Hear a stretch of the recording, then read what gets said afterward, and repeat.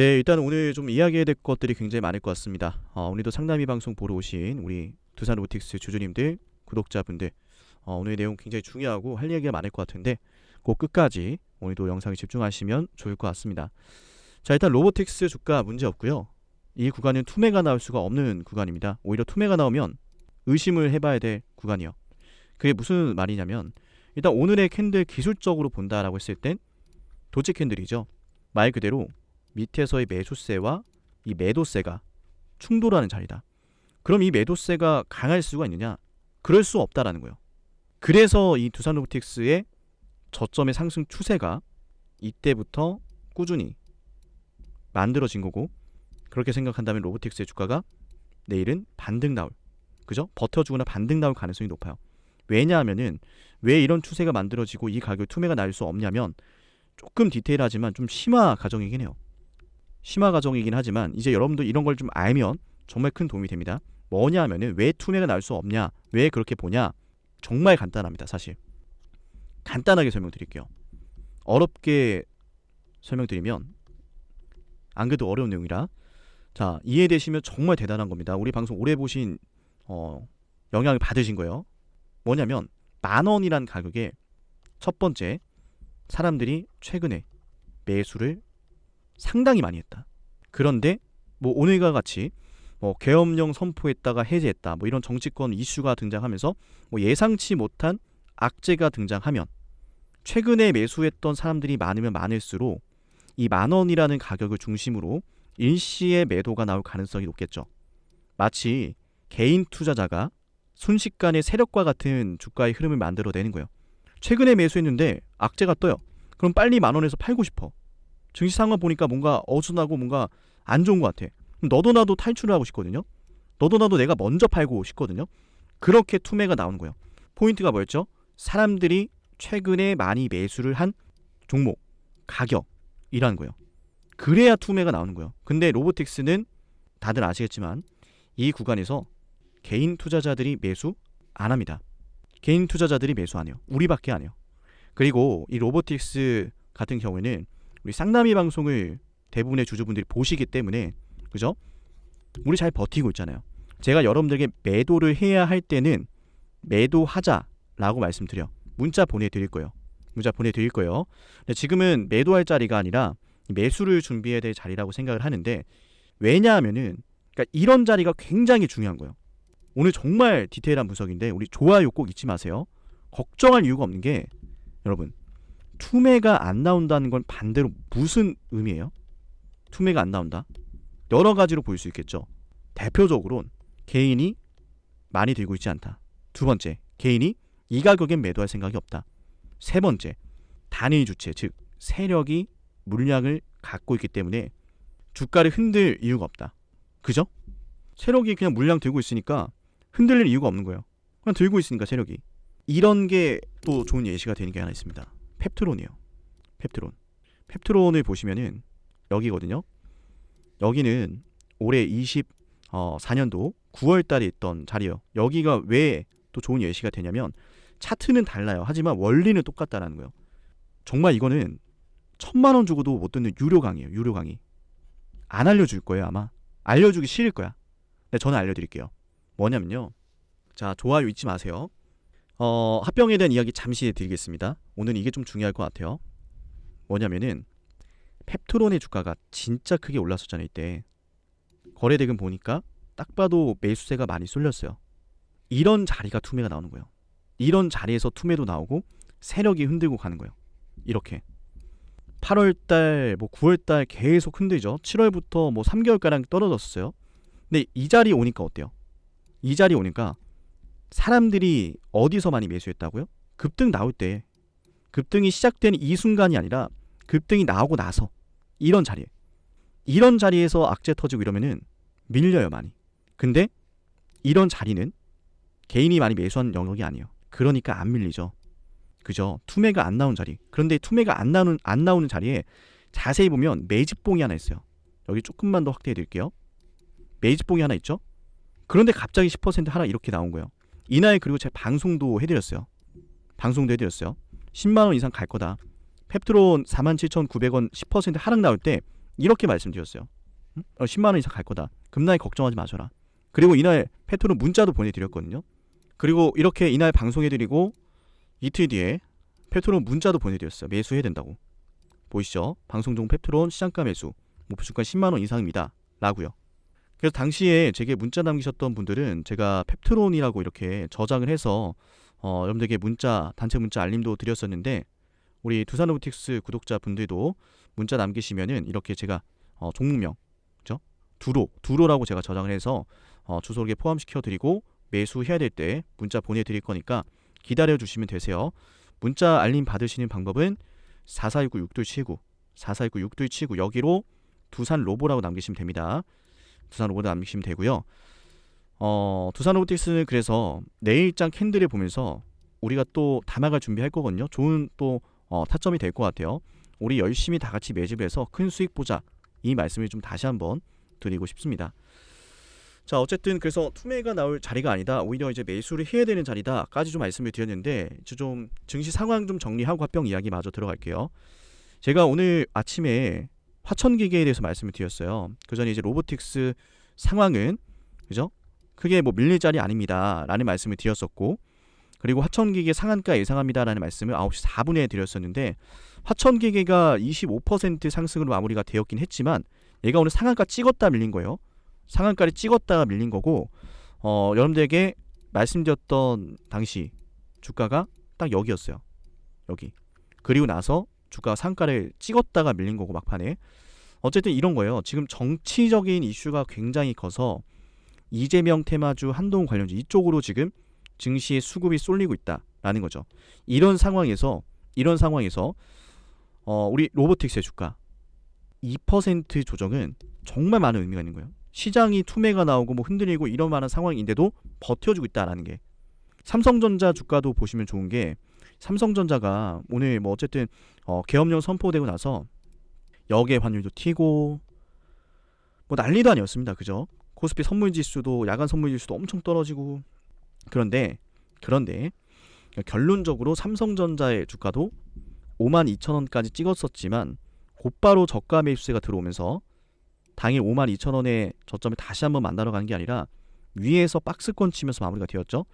증시의 충격이 생각보다 크지 않다라는 것과 기결이 되는 것이고, 그러면은 당분간은 시가총액 상위 종목들 중심으로 횡보가 나올 수 있겠으나 지금 가격에서 투매가 나오기는 어려울 것 같다라는 분석을 또 해볼 수가 있는 거예요. 이런 분석을. 그리고 실제로 이것도 좀 보시면 좋은 게, 자 보시면은 코스피 같은 경우에는 이제 블랙 먼데이였죠. 8월 5일날 이때 만들었던 저점을 한번 이제 두 차례 확인했고, 그 저점을 안 깨고 지금 버티고 있는 거거든요. 그럼 이런 식으로 반등 나올 수 있다라는 거예요. 그리고 코스닥 같은 경우에도 마찬가지로 지금 이 블랙 먼데이 이날에 있었던 이 저점을 방어하면서 오늘 마무리가 됐기 때문에 이 바닥 구간이 굉장히 중요하고, 여기가 밀리지 않는 한, 그죠? 지수 자체가 이런 흐름을 밑으로 보내는 흐름이 아닌 한 종목들의 투매가 나오기는 어렵다. 시장 자체가 버텨준다라는 거기 때문에. 그래서 로보틱스도 지금 불안해할 이유가 없다라는 거죠. 근데 다만 이 시점에서 에너빌리티의 주가가 10% 하락을 했어요. 그래서 아마 많은 분들이 주식 매수 총권 아래로 주가가 지금 떨어졌기 때문에 에너빌리티에 대해서 주식 매수 청구권을 엄청나게 행사하는 게 아니냐. 자, 그 부분을 좀 말씀드릴 거거든요. 어제도 좀 강조를 드렸지만은 합병 이제 주총이 12월 12일이죠. 그죠? 그리고 합병이 승인되기 위해선 어떤 조건이 필요하다고 그랬죠? 전체 주주 중에 3분의 1이 참석을 하고, 참석한 주주 중에서 3분의 2의 찬성표가 필요하다. 그죠? 근데 두산 에너빌리티 같은 경우에는 최대 주주 두산이 어제도 말씀을 드렸지만 약 30%에 가까운 지분을 갖고 있어요. 그리고 63% 비중이 소액주주이겠는데, 이것도 나뉜다 그랬죠? 소액주주 물량과 이제 외인 물량, 또 기관 물량 이렇게 나뉘는데, 외인이 23%에 가까운 물량 들고 있어요. 그리고 기관이나 뭐 이런 쪽의 물량을 합치면 절반 가까이 된다 그랬죠? 30대 30이다. 자, 중요한 건 이겁니다. 오늘 이렇게 하락을 할 때 외인들이, 보세요. 보이십니까 여러분? 매수를 했어요. 두산 에너빌리티. 이것 말고 더 말할 게 없어요. 그리고 기관, 뭐 금투, 뭐 연기금, 상호본드 이쪽에서 오늘 당일 일시적으로 매도가 나오긴 했지만 그동안에 모아왔던 물량들이 더 많습니다. 뭐 지금 뭐 글로벌 뭐 자문사 뭐 몇몇 곳에서는 뭐 온라인과 같은 이런 의결권 자문사 쪽에서는 반대표 던져진다. 여기는 원래 맨날 반대하자 그러는 거고, 결론적으로 외인들이 왜 다 맞겠냐라는 거예요. 주식 매수청구권 어차피 지금 뭐 매수해도 행사 못 합니다. 주매청 행사 안 된다는 거 아는데 왜 다 맞겠어요? 지금 주가가 저렴하다는 판단이 드는 거죠. 이런 정치적인 변동성에 의해서 주가가 하락을 할 때는 단기적인 영향이 크고 갑작스러운 영향이잖아요. 그죠? 전체적인 이 원전에 대한 정책이 백지화가 될 수 없다라는 거예요. 그걸 알기 때문에 이 글로벌적인 원전 트렌드를 알기 때문에 특히 미국이 지금 끌고 가는 정책이지 않습니까? 원전은. 한국이 중요한 게 아니에요, 사실은. 그래서 이런 조정이 날 때 외인들은 에너빌리티 저렴하다라고 생각하는 거고 에너빌리티의 주가는 잠깐 떨어져도 다시 올라갈 수 있다라는 거예요. 그래서 외인들은 뭐예요? 주가가 성공적으로 더 올라가기 위해선 합병 찬성을 해야 된다는 거예요. 합병 찬성. 절대 이런 선동에 넘어가서는 안 된다. 합병 찬성. 외인들도 합병 찬성을 해야 되는 거고 그래야 에너빌리티 주가가 올라갈 건 알 텐데 합병 뭐 반대될 거라 생각했으면 지금 이거 다 맞겠습니까? 참고로 왜 합병 찬성을 하면 에너빌리티가 더 좋냐면 차입금 7천억 원의 부담감을 줄여낼 수가 있고요. 또 이 합병의 중요성은 결국 뭐예요? 이 매각 과정에서 발생을 하는 이 매각 대금 뭐 이런 게 아닙니다. 그럴 것은 뭐 다른 기업이 팔았을 거다 이런 주장도 어제 주주 서한을 통해서 했죠. 결론적으로 뭐예요? 신속성이다. 신속성. 그리고 계열사 간의 시너지를 일으키는 게 핵심이기 때문에 두산 에너빌리티 쪽에 밥켓을 넣어두는 것보다 떼어내서 시너지가 있는 로보틱스와 묶어주는 게 중요하고 특히 이 두산 에너빌리티 같은 경우에는 연결 기준을 봤을 때 영업이익이 매출액이 성장하고 있어요. 별도로 봤을 때 오히려 이 밥켓과 함께 연결해서 봤을 때 밥켓의 영업이익률이 굉장히 급감을 했거든요. 캐시카우가 맞긴 하지만 이익률이 낮아졌어요. 그래서 오히려 두산 에너빌리티 재평가하기 위해선 신규 사업을 제대로 좀 탄력적으로 적기에 진출하기 위해선 합병이 되는 게 맞다. 그럼 외인들이 과연 합병 이거 반대하겠습니까? 이쪽에서 찬성표 나온다라고 했을 때는 어제 말씀드렸듯이 최대주 두산의 30% 물량과 외인들의 물량 소액주주라고 일컫는 63% 비중 절반에 가까운 23%의 이 지분이 찬성표로도 몰리고 소액주주 분들 중에서도 솔직히 에너빌리티 찬성 오히려 낫다 이런 주장도 상당히 많습니다. 정말로요. 아직도 선동을 당하고 있다니까. 그러지 말라는 거예요. 그래서 이렇게 됐을 때는 지금 합병에 대한 뭐 지장 당연히 없다라고 봐야 되고요. 합병은 성공이 될 것이고 우리 로보틱스의 주가는 급등이 시작될 겁니다. 지금 증시 상황 돌아가는 걸 보면은 결국 정치 테마주로 시장 활력을 좀 살려주는 분위기인데 결론적으로는 이 트럼프의 정책으로 이어질 수밖에 없다. 큰 그림으로 좀 보면은 어쨌든 트럼프가 1월 21일인가 그죠? 이때 취임식을 하죠. 그죠? 취임식을 하는데 트럼프가 취임을 하게 되면은 본격적으로 이제 정책에 대한 이야기가 나오기 시작을 하겠죠. 그 전에 또 잠깐 발생한 국내 해프닝으로 인해서 이렇게 이재명, 한동훈 관련주가 움직이고 있으니 이쪽으로 좀 수급이 잠깐 집중이 되더라도 늘 말씀을 드렸던 이 정책, 트럼프의 정책으로 인해서 로봇에 대한 언급이 더 확대될 수 있다는 거예요. 근데 여러분들 주변을 둘러보시더라도 이런 거 있잖아요. 비단 제가 사는 동네만 하더라도 그 주변에 제가 어릴 적에 그 주변에 산업단지가 굉장히 많았어요. 크고 작은 공장들이 제조 공장들이 근데 지금 여기 있는 한국의 기업들이 굉장히 많이 문을 닫았습니다. 얼마 전 뉴스도 나오더라고요. 봤더니 이 경쟁력이 안 된다. 기술 경쟁력 그게 아니라 단가가 안 맞는데요. 대기업의 이런 물품들을 만들어서 납품하고 이래야 되는데 우리나라 인건비도 비싸고 원자재도 비싸니까 중국의 기업과 경쟁력이 안 된대요. 근데 미국도 그걸 알거든요. 근데 인건비가 높은 나라에 계속 제조 공장 지으라고 하잖아요. 제조 공장을. 그럼 한 가지 유추해 볼 수 있는 게 그냥 이 상태로 제조 공장 무턱대고 지으면 아무리 미국이 기축 통화국이고 보조금을 바탕으로 지원을 해주더라도 근본적으로 중국산 제품에게 경쟁력이 밀릴 수밖에 없겠죠. 그러면 많은 해외에 있는 기업들이 미국을 중심으로 투자를 하고 싶겠어요? 너네 따라서 공장 지어봤자 니네가 아무리 관세 부여해봤자 결국에는 중국에 대한 이런 가격 경쟁력을 우리가 이길 수가 없는데 말짱 도루묵 아니냐. 이럴 바에는 중국과 손잡고 중국에게 팔겠다. 대안이 필요한 거예요. 제조 공장에 대해서 인건비는 비싸고 원자재 가격도 비싸고 전력도 비싼데 뭐가 대안이냐라는 거예요. 그 대안으로 지금 이미 로봇이 증명을 하고 있지 않습니까? 일론 머스크가 기가팩토리 안에서 이 로봇을 통한 제조 라인, 자동화 굉장히 잘하지 않았습니까? 기가팩토리 통해서. 테슬라가 이번에 3분기 실적 발표가 나왔을 때 그래서 야 이거 영업이익 굉장히 그죠. 마진율이 굉장히 많이 개선이 됐다. 마진이. 생산 단가가 굉장히 낮아졌다. 그게 다 로봇 때문이었다라는 거예요.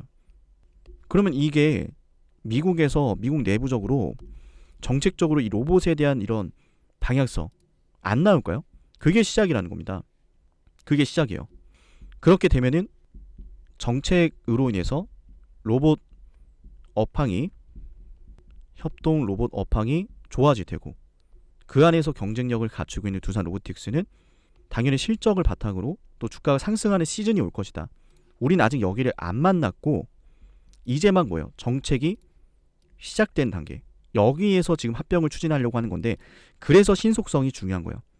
협동 로봇의 업황이 활발해지고 본격적으로 너도 나도 이제 로봇 주문 발주량이 늘어나면은 어쨌거나 경쟁력이 있고 이 시장에 대비할 수 있는 이런 준비된 기업들이 실적을 내기 시작을 할 건데 우리도 준비를 좀 해놓자라는 거잖아요. 그래서 밥캣이랑 두산 로보틱스를 합쳐서 이렇게 사업을 진출하려고 했었던 것이고 지게차와 팔레타이징의 크로스셀링 정책이라든지 실제로 밥캣의 이런 생산 공정 안에 생산 라인 안에 또 협동 로봇을 도입해 보고 레퍼런스를 확인을 하고 이런 것들 정말 엄청난 시너지거든요. 지게차가 필요로 하는 공간은 당연히 협동 로봇이 필요할 테고 협동 로봇이 필요하다면 그 안에 또 지게차가 필요할 수 있는 거고 일석이조라는 거예요. 말 그대로. 그러니까 묶어서 크로스링 하려고 하는 거고 제가 봤을 때는 이런 부분들이 다른 기업들에 비해서 좀 압도적인 경쟁력 갖추지 않을까. 가격적인 측면도 그렇고 어쨌든 묶음 판매가 들어가는 거니까. 그리고 또 수술 로봇에 대한 이슈도 계속 나오고 있지 않습니까? 이 수술 로봇 같은 경우에는 굉장히 까다로워요. 애초에. 단지 이제 뭐 다빈치라는 대표적인 로봇 기업이 있기는 한데 수술 로봇을 개발한다라는 것 자체가 이게 애초에 기술력이 굉장히 그만큼 섬세하다는 거예요.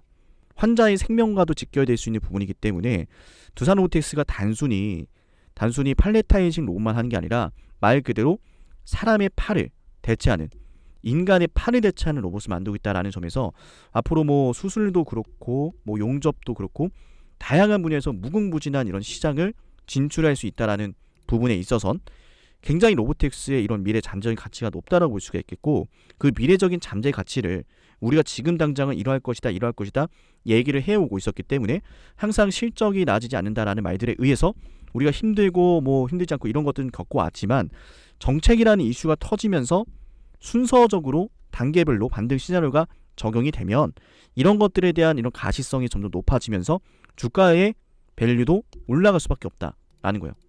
그러니까 오늘 두산 로보틱스가 좀 이런 자리에 있더라도 걱정할 필요가 없는 것이고 여러분들이 이런 상황들을 함께 우리 상담이 함께 매일같이 그죠?